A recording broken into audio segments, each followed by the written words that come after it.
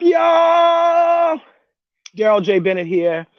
To all of my people all over the world, America, Asia, Europe, I do greet you from my beautiful Caribbean compound. Look, let me talk to you today about you need to forget your job and you need to focus more on your calling. You need to focus on your work. You've been centered around your career your whole life, but do you know your calling? Let me talk the difference between job and work because I think there's confusion. Your job is your skill, your work is your gift. They'll take your job, they can never take your gift. I need you to know that. When if they ask you to leave the job, if they lay you off, if they terminate you, if they tell you they don't no longer need you, they keep the office, they keep the keys, they keep the title, they keep the files, they keep their little stuff that they helped you with, they keep the communications perhaps with your clients, but you take your gift and you'll get it all back if you know your gift. Your job is based on uh, what you're getting paid to do. Your work is what you were born to do. Do you see what I'm trying to say to you? You gotta know your work. You'll retire from your job someday. Some of you have already retired. You've already retired, even though you're working there. You already quietly quit. But your work, you'll never retire from. See, a fish's work is swimming. A fish don't ever stop swimming. What's your work? What's your swim? What's the thing that's instinct? That's what I'm talking about. That's your instinct. You want to know why I stay blessed? Because I know how I've been gifted. For some of you, you have allowed your job to stop you from your work. Because you got a high paying job and they told you if you're going to keep your high paying job, you can no longer do certain things on LinkedIn. You can't talk about certain things. You got to remain in a certain box. But the problem with that and why it's kept you frustrated is because your work demands you do differently. You might have high paying job, but you'll never get wealthy off of your job. Do you have high paying work? That's what I do. I've been told by people before at different companies, well, we don't know about what you're putting on LinkedIn. You ain't got to worry about what I'm putting on LinkedIn. You ain't got to worry about it because this is my work. And if you think I'm going to let your job get in the way of my work, then obviously you don't know me. You need to ask somebody. That's Daryl J. Bennett. I'm an institution unto myself. And part of the reason why I've been able to be blessed like I am, and no matter where I go in the world, I accrue wealth because I know my gift. You need to know your gift is going to make room for you.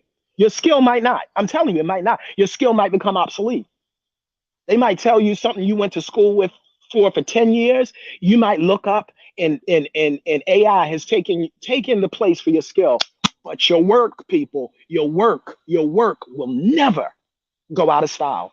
Your work is based on your gift, and your gift was given to you by God.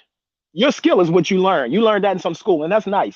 I mean, that's beautiful. We thank God for schools. We thank God for institutions that help us identify our strengths, hopefully, and then build skills on top of it. But we know that we can never build on top of a foundation stronger than the foundation built by God. We do know that. So if you know your work, you will always find yourself in places, spaces, and networks that will deploy your gift. See, I'm deployed, I'm not employed. I'll never be employed. I'm deployed. That's the difference. You can't be rich being employed because they want to hold you like a ball in a chain. Somebody once said, we need to know how much time you own of us. Slavery over. You don't own none of my time.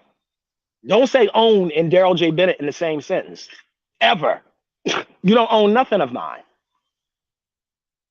I don't even own my time. The time belongs to God. So how you gonna own my time? But that's because people will try to box you in your job. Your gift is gonna free you. Your work is gonna free you. Who the sun sets free is free indeed. I would not have you be conformed to this world and so focused on your career that you moved away from your calling. That's why you got people that have high paying jobs. Some of them have high paying jobs, but they hate their job. They can't wait to get away from it because they never moved into work. And you let somebody give you paper dollars with old people's faces on it to walk away from the thing you were born to do. What's that say about you? Knowing if you could get great paper dollars from what they want you to do, you can get even more paper dollars from doing what God has called you to do.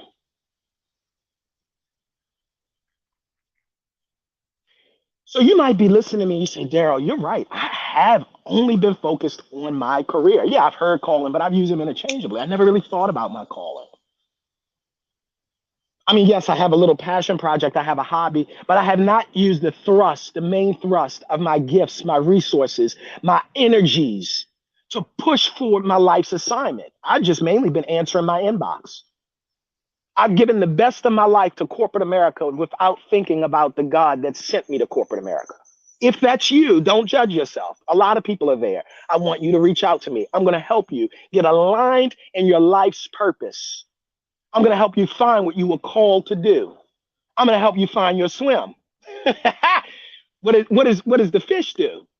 A fish swims because that's a fish's work.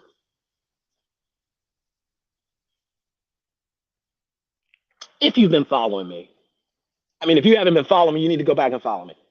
I'm the poster child for living a life of calling because throughout my life, people have tried to hold me back. Things have tried to hold me back. Circumstances have tried to hold me back.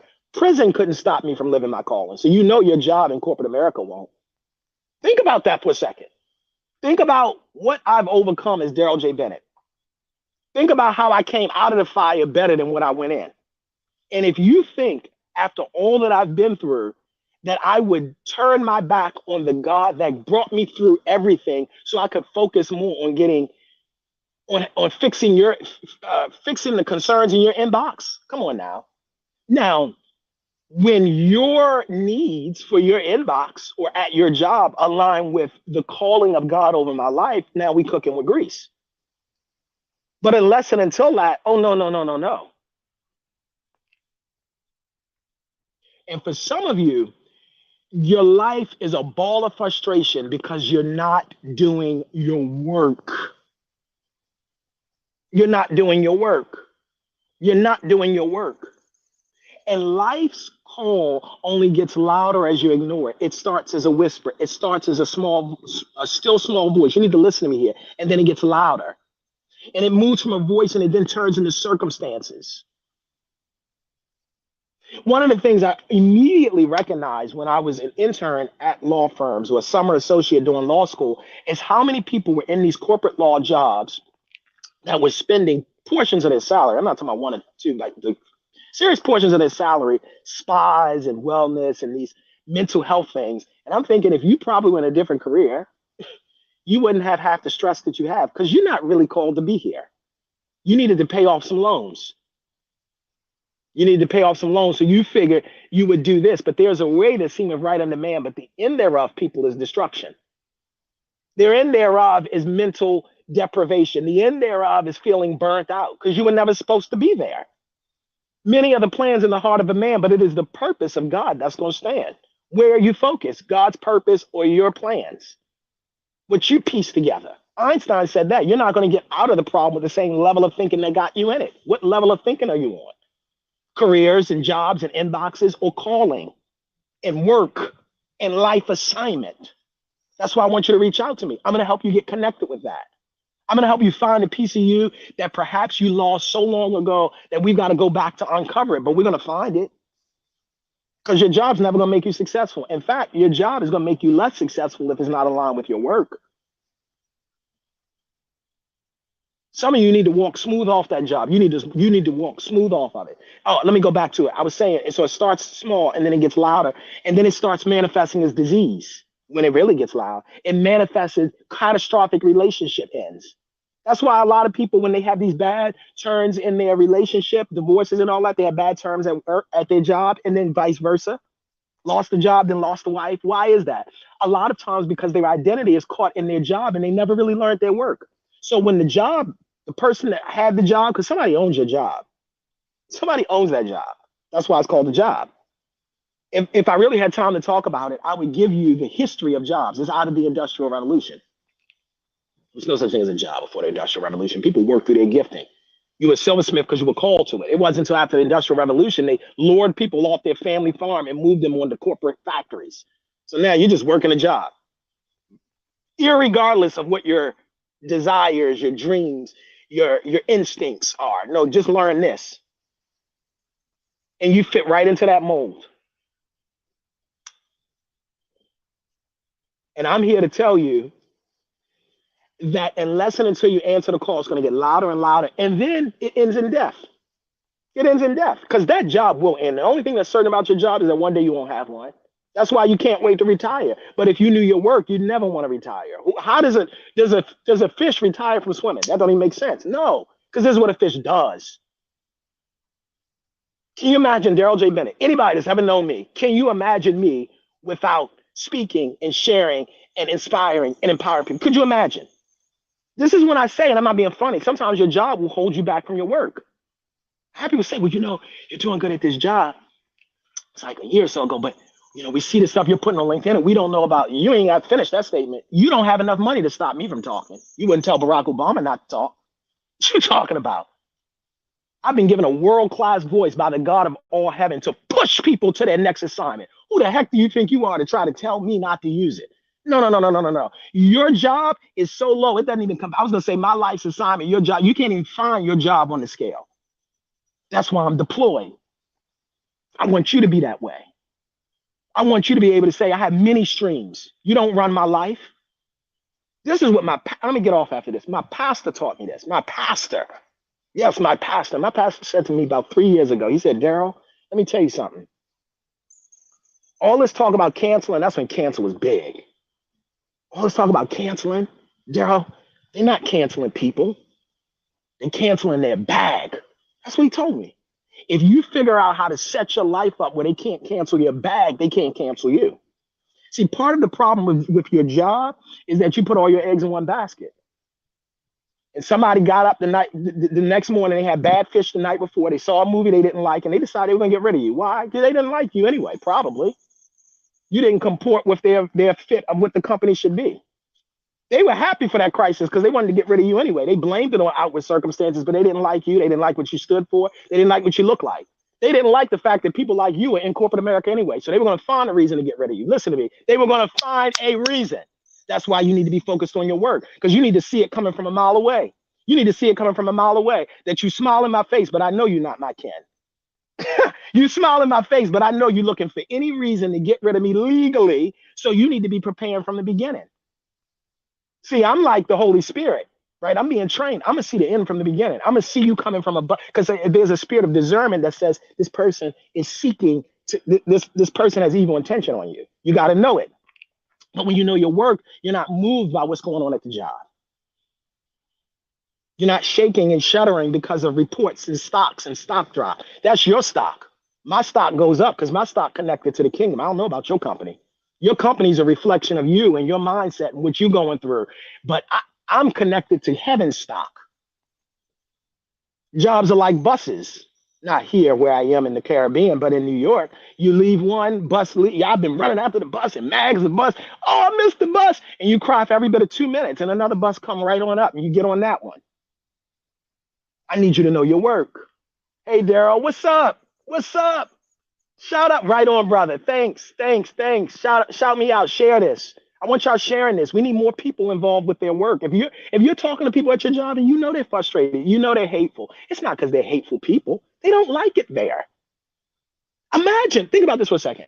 Imagine if everybody, let's say you have a job and you're listening to me. And I'm not against jobs. Jobs are great things. You just need to know the difference between your job and your work. It's like saying, I'm not against schooling. No, I love schooling. You just don't need to be there for 50 years. You just need to know schooling is to prepare me to go out into the workplace. The problem is when you've been there for 30 years. But anyway, listen to what I'm saying. I need you to share this because I'm going to tell you why. Imagine if at your company right now, everybody that was in their job truly loved it. I mean, it was connected with their life's assignment. They were passionate about it. They would do it for free. So they showed up to meetings because they were excited about the meeting. They would already have done this. They would already be computer programming. They would already be relationship building. They would already be marketing. Whatever the thing is that they'd be doing, they'd already be doing it because they're so aligned with their life's purpose. Imagine how far ahead your company would move. Imagine how much better work would get done, how much productivity. Imagine how nicer of a place it would be. A lot of times when people say, and I know they say that the stuff rolls downhill, it rolls downhill because you have places where people don't want to be anyway. But imagine what your life would be like. Imagine if you had the courage to step out and say, from this point forward, I will only take jobs that align with my life's calling. And if everybody took that pledge, we'd have a different world. You know, they say that 71% of people in the workforce are looking for another job right now. What's that tell you? Most people don't like what they do. It's not just where they are, they don't like what they do. Because when you like what you do and you have many streams of income, your job is just one other thing that you're doing. And for all of you like me that are CEOs and you're listening to me, you need to have a different understanding of work. Stop trying to chain people to an office. That's done. That's finito. Especially people like me. Especially, I'm telling you something. Let me just say it because I don't know another way to get around it. Some of you have so many problems keeping diversity, and some of you have so many problems keeping young people of color who are smart, sharp, and will push your company forward. You want to know why? Because you have an old slave master, taskmaster mentality. You do. You talk down to people. You say things like, I want to own your time. You don't ever say own when it comes to people like me. You just don't do it. And you're still struggling in that. And until you recognize you don't own people, you pay them to deploy their gifts and talents for a season and a reason and a purpose. But this concept of 9 to 5, and you need to be here all the time. And if I see other things on your personal things that don't align with the companies, no, no, no, no, no, no, no, no, no, no, no, no. I didn't sign up for a plantation. I signed up to be a part of something where I'm using my gifts and talents to move things forward. And you may get mad at me because I'm more vocal, but there's more that feel like me, more than not, that look like me, and that bring value to your companies. They just won't say it.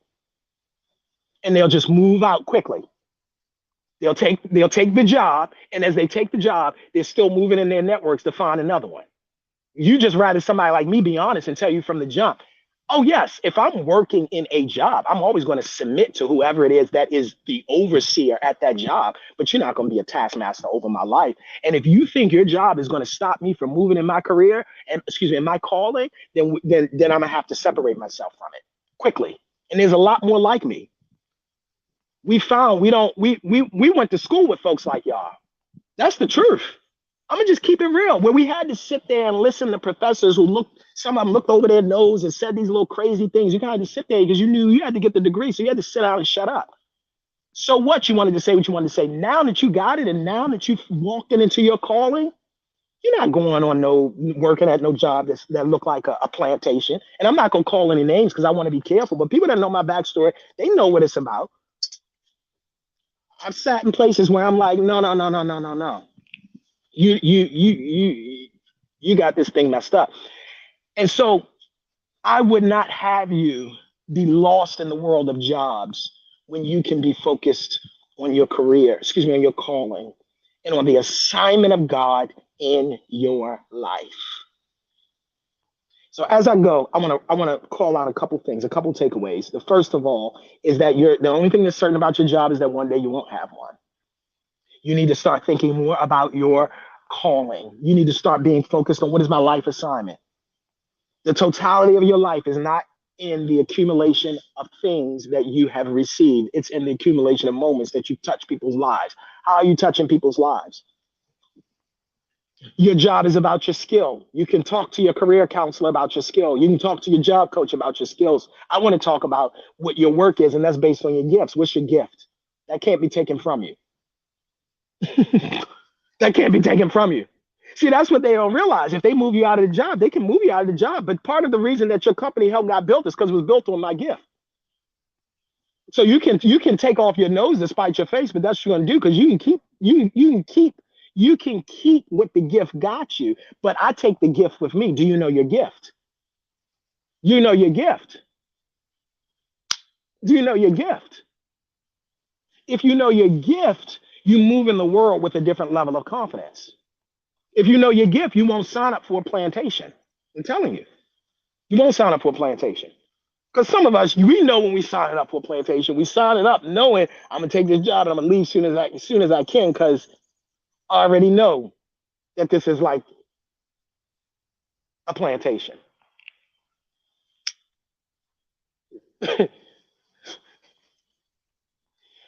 Your job is based on what you're trained to do. Your work is based on what you were born to do. What were you born to do? Your job pulls on your intellect, and that's great, but your gifts Your work pulls on your instinct. What's your instinct? You'll always move more towards your instinct than to your intellect. I'm telling you, you will.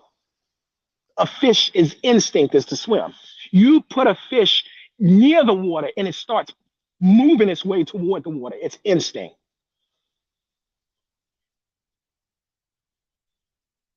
The frog lays its eggs on the water, excuse me, on the land. But what happens is as the eggs hatch, they start pushing their way. Oh my God, I need to talk about that toward the water because that's their instinct. What's your instinct? What do you move toward? Even when you're at the job, you gravitate more toward this. See, I'm careful. I notice that. When I have interns with me, I notice this one picks up the camera. The camera was around for everybody, but this one keeps picking up the camera. What's your instinct? Somebody I was working with recently, and I told him, I said, your next internship needs to be in media. It needs to be in media. It needs to be in media. I'm watching him. I'm looking at him. I'm seeing the things he's doing. I'm seeing even the things that he's trying. Because I gave him a job, but the truth of the matter is his job wasn't connected with his calling. I was clear about that, even if he wasn't. Because I'm sitting here looking at it and I'm thinking, I want him to make calls. I'm training him to do boom, boom, boom. But I'm looking at him. He's more called to do this because I'm watching it with his instinct, what his instinct is. For managers listening to me, leaders listening to me, CEOs listening to me, founders listening to me, you need to know how to look at instinct. Stop trying to pay people to do what they wouldn't do for free. That's the difference between where I used to be and where I am now. If you won't do it for free, I'm not going to pay you to do it. Because this is what I learned. I cannot pay you to do what you don't want to do. I can't. Not to the level I need you to do it at. Not to the level I need you to do it at. And let me just say it differently. Yeah, I may pay, but I'm gonna pay you base, pay you low, and I'm not bringing you onto my team. Everybody's from my team. My team. You know where I'm from. We say it twice. You may be on my team. My team. These are people. They're doing this. They already would love to do. You got to know you got to know where people's instincts are.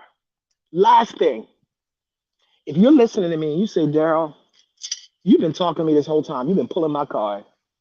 You have been, Daryl, because I've been focused on my career, not on my calling. You've been talking to me. I've been focused on my job and not on the journey. You've been talking to me. I've been sitting here my whole entire time trying to figure out how I'm going to manage my career, but I have not really given thought to my life's assignment. You need to reach out to me. I want you to find your life's assignment. One, I'm gonna help you get more income with less trading of time when you understand your life's assignment. Because God needs you free to do the call. I'm telling you.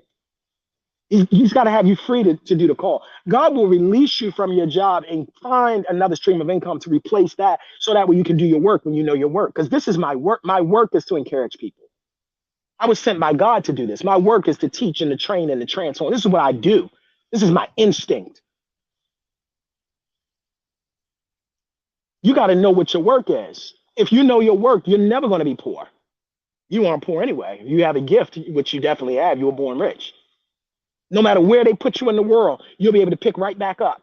Long as I have a phone, I was doing was another American, and we rode.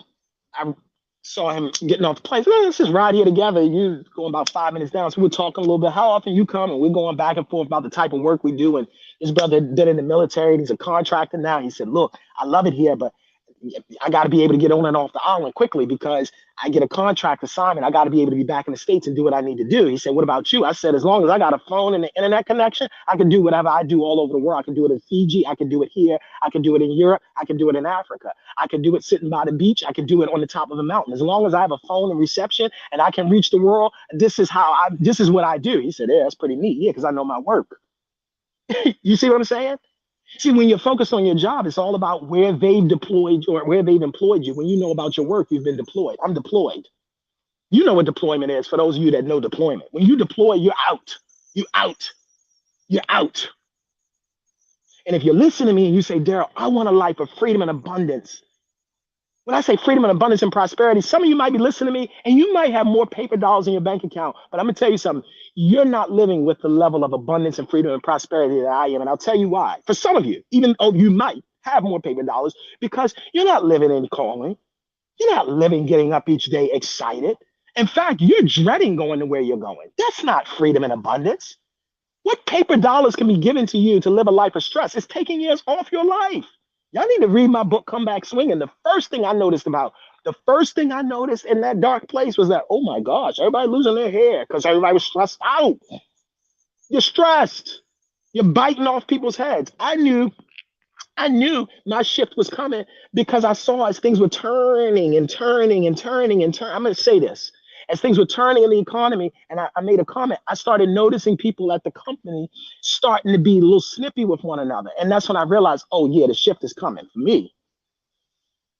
Because, see, when you are tied to your job and you're tied to this world's economy and your identity is tied up in that, when something on high starts shaking, you start acting differently. You talk to people crazy and you're rude and you're condescending and all this other stuff because you're scared. You're moving out of fear. What will happen if I lose my job? For me, I understand that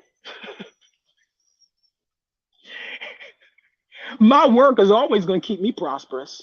So you can do whatever you're going to do with that job. I'm gonna do it to the best of my ability while I got it. But if that's gone, then my assignment has moved on, and I keep on smiling because I know my work. But oh my gosh, if my life and my identity was tied up in my job, I would be struggling. And those of you that's following my story, it was one company that I was working with for about 3 years. And all of a sudden, they had a contract shift. It was a business shift, and they said, "Oh, we've got to make some changes." And suddenly, they had to make some changes. And they said, we've got to get rid of a certain percentage and all of this other stuff. And, I'm like, well, I knew that was going to come anyway. Because, see, some people are happy for a crisis because they were going to get rid of your kind anyway. You know what I'm saying? So I'm like, I saw the bus coming down the road. I already knew you didn't like my kind. I already knew that because I'm seeing what's going on. So you don't have to give me a bunch of reasons because I'm discerning. I'm moving in the Holy Spirit spark. So I'm already seeing things before I see it, but I'm like, okay, all right, I got it. All right, I see it. I got it. But see, I know my work. So for those who were told, this is it, we can't do anything more with you, if that's your identity is in your job, now what? I told you I was working with somebody recently, just about a week ago. And he said he worked for a politician. He helped the politician get elected. After 6 months, politician let him go. He's the reason he says this man got elected. You can see the pain in his eyes. It's not like you're just working at a job, man. You're putting your heart and soul into this. And I said, who are you? Who are you? He said, I'm one of the greatest chief of staffs in this city. But who are you if you're not a chief of staff? Because that's a job title. You already told me that that's no longer your job title. Whether you left them, they left you, as a mutual, whatever. And he said, that's a good question. That's the point. Because if my identity is caught in my job, then they have the purse strings. They've got the pull over my life. And the minute they decide that I no longer have the job, then they've removed the purpose from my life. But if my purpose is caught in my work that's given to me by God, that's grounded in my gift, that's focused on my life's assignment, then what I do is just turn my head. That's all I do. So you call me this way, I just shift my head. I don't put my head down. I don't stop moving. I just turn my head. I realize my focus has shifted because all my job is doing is helping me focus my work for the moment, for this season, for this reason. But when you know your work, you're going to stay wealthy. When you know your work, one job leaves, another one will come. You know your work, one stream of income might dry up, another one comes. You know your work, you just move to the next thing. But I want you to know your work. I want you to know your work. And if you're listening, you say, Darren, I want to know my work. I want to know my work. I want to know my work. I want to know my work. I want to know my work. And I know I got to get off here, but see, this is my instinct. I love to share. So even though I got to get off here, see, I mean, you got to know your instinct. You got to know I'm swimming right now. I'm just rock with me for a second because I'm swimming. Because if you swam more, if you were in, come to a higher point, if you were in the vein of what you were called to do, that's what I'm talking about swimming. If you were in the instinct of what you were called to do, like a fish, I'm telling you, your life would be different. And if you're listening to me and you know this is hitting home for you, you need to reach out to me. If you're one of those people, you keep talking about retiring, you retiring, you're probably not moving and calling because you'll never retire from your work. And if you think you're going to retire, you probably don't know your work. I mean, does Taylor Swift stop singing? I mean, maybe not a full-on concert because she moves into other things, but I just can't imagine her not entertaining and performing, even at the later stages of her life, because it's in her. I mean, does Barack Obama stop talking? Does Donald Trump stop talking? It's in him. A court order ain't gonna stop that man from talking because it's in him. You gotta understand what's in you. They can't pay that man to stop talking. You think the judge gonna be able to stop him from talking? They're gonna have to put him behind a bar before he stops. Because when it's in you, because when it's in you, it comes out, regardless of your political affiliation, regardless of where you were born, regardless of the restrictions on your life, when it's in you.